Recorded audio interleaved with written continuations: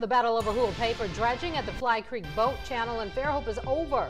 Fairhope taxpayers will now be footing half of the $500,000 project. This comes after the U.S. Army Corps of Engineers said no to the dredging after having it done for decades. NBC 15's James Gordon has been tracking the money. Now, James, this all goes back to Fairhope no longer being a commercial fishing port. It does. Take a look at these shrimp boats behind me. There's about 6 of them, but what was once a thriving industry in Fairhope is now only a hobby.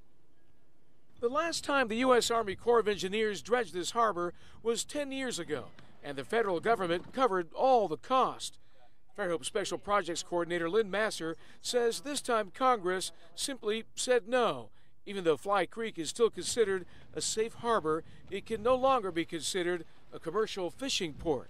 They are gentlemen who do go out shrimping, but they're hobbyists. They're not full-fledged commercial fishermen, and we keep them there because of our history as a commercial fishing port. For local boaters, the need to dredge the channel is so important that the Fairhope Yacht Club has now come forward to share the expense with the city by paying half the $500,000 cost.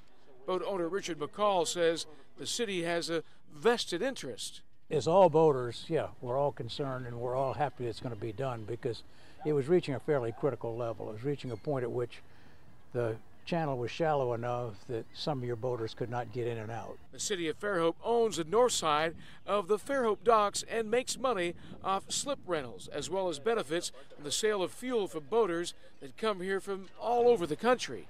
To me, it's kind of like the State Route 181 of the waterways, meaning that we wouldn't let 181 just close up and not be navigable to cars.